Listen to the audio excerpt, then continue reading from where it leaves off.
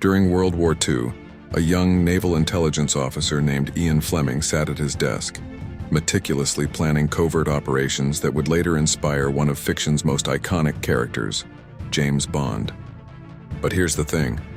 Before Fleming created 007, he was living a life that rivaled his future hero's adventures. In 1939, Fleming joined British Naval Intelligence as the personal assistant to Admiral John Godfrey, who, interestingly enough, would later become the blueprint for Bond's boss, M. Working from Room 39 in the Admiralty Building, Fleming wasn't just pushing papers. He was orchestrating some of the war's most daring intelligence operations.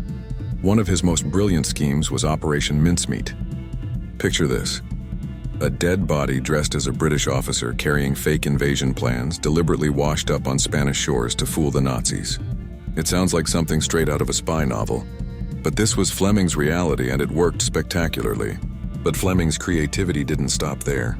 He established a specialized intelligence unit called 30 Assault Unit, a commando group that would race ahead of advancing Allied forces to seize enemy intelligence materials before they could be destroyed. These were essentially real-life versions of the high-stakes missions we'd later read about in his Bond novels.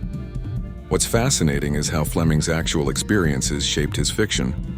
The gadgets, the code names, the elaborate plots, they weren't just products of an overactive imagination. They were inspired by the real cloak and dagger world of wartime intelligence operations.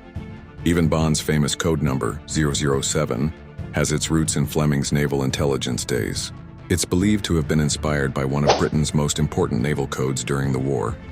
And those exotic locations in the Bond books, many were places Fleming actually visited during his intelligence work.